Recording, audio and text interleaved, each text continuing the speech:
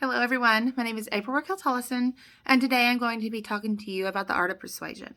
Now, the art of persuasion is so much more than just telling somebody what you want and expecting to get it in return. It actually takes a certain set of skills to be an effective and efficient persuader. Now, over 1,000 years ago, the notorious philosopher Aristotle actually noticed that some of the most superior persuaders of the time and speakers were using some of the same techniques to persuade their audiences. He calls these techniques rhetorical appeals. Now, these rhetorical appeals were used to establish credibility and to relate to the audience through logic and emotions. Aristotle called these ethos, logos, and pathos. Now, many of you have probably heard of ethos, logos, and pathos. And those of you who have not are probably using them and don't even realize it. I teach middle school English to 6th, 7th, and 8th graders, and one of the very first things that I teach them when it comes to writing is about ethos, logos, and pathos. Not only does it help them to better understand the informational text that we are reading or the speeches that we are listening to, but it also helps them to be better writers. There's no skill more important for us to learn as college students who are writing multiple essays per week than rhetorical appeals. Rhetorical appeals help our papers to be more informative. It keeps them on topic because our ethos, logos, and pathos continue to relate back to that same topic, but it also makes it relatable to the audience who is reading it. Now, ethos is how we establish our credibility. Let's say that somebody is giving a speech at a medical conference over narcolepsy. They may start their speech out by saying, "Hey, I am a registered polysomnographer, and I have been studying sleep for over 10 years. This lets the audience know that this is a reliable source. They are very knowledgeable on the topic and that they can trust them." Now, ethos is not only established through credentials and education. You can also establish ethos through the use of ethics or even moral character. The next what we have is logos. Logos is how we use logic to win our audience over.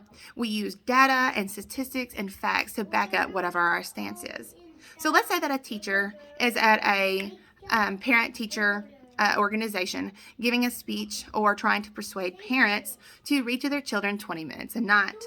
That educator may use data from, say, the TEA website to show that reading to your child 20 minutes every night can increase their probability of passing their STAR test by 90%. By using this data, the teacher is showing the parents that she has done her research and that there is legitimate data, there's research, there are facts to back it up. So it is true. 90%, that's pretty accurate. That's up there. Not only that, but by providing data like this, it also lets your audience know that, hey, they're probably telling me the truth because I can look that up and see if it's right or wrong. And so that's just another way of establishing yourself as a reliable source and winning your audience over to your side. Last but certainly not least is pathos. Now, pathos is how we appeal to our audience emotions. Let's say that a student is giving a speech over bullying. They may use a personal story about themselves and their experience with bullying to relate to their audience. This pulls at the emotional strings within the audience. The more emotional your audience is, the more likely you are going to be able to pull them over to your side. Now, let's take the audience into a consideration for a moment. Let's say that he's not giving the speech to students. Maybe the student is giving a speech to mostly parents. In that case, the speaker may use imagery to arouse emotions. Say, like telling the audience to imagine your small child coming home from school every day crying, and the struggle to get them to eat or even go back to school the next day because their anxiety is so high because they're unsure what they're going to be facing the new day. Now, by using imagery and personal stories such as this, the audience can relate to what's taking place. They think of their own children. They think of their own experiences. And in that moment, they are more likely to understand or take your side on whatever it is that you're trying to convince them of. Now, a lot of people think that rhetorical appeals are used separately, but actually they're much more effective when they are used together.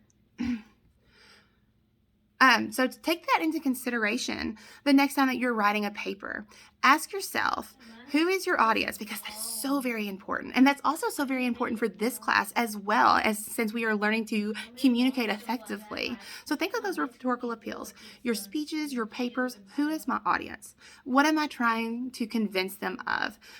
What is an instance that they can relate to personally? All of these things are going to help you. And I can assure you, if you are using ethos, logos, and pathos in your papers or in your speeches, they are going to be more successful. Your grades are going to be better because you're more likely to stay on topic because each of your ethos, logos, and pathos are going to be tying back into that same subject. Thank you so much for listening. I hope you enjoyed this presentation. Have a good day.